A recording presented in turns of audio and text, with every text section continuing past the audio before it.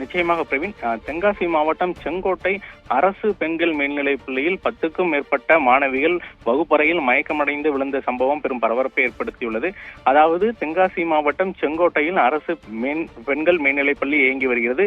இந்த பெண்கள் மேல்நிலைப் பள்ளி வகுப்பறையில் வைத்து பெண்கள் ரசாயன பாட்டில் ஒன்று கீழே உடைந்து விழுந்ததாக கூட தெரிய வருகிறது. இதன் மூலம் இந்த ரசாயன பாட்டில் கீழே உடைந்து விழுந்ததன் எதிரொலியாக அங்கிருந்த 10க்கும் மேற்பட்ட மாணவிகள் திடீரென மயக்கமடைக்கும் சூழலும் ஏற்பட்டுள்ளது.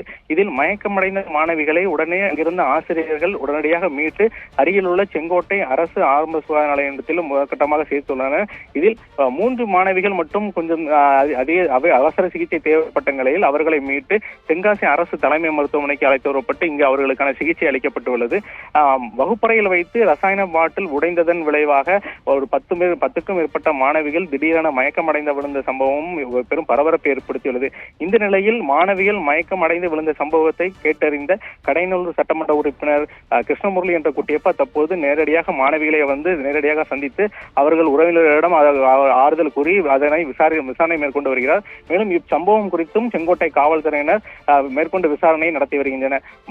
ரசாயன பாட்டில் உடைந்ததன் சம்பவம், இந்த ரசாயன பாட்டில் என்ன ரசாயன பாட்டில் என்பது குறித்தான விசாரணையும் தற்போது விசாரிக்கப்பட்டு வருவது என்பது குறிப்பிடத்தக்கது. பிரவீன்.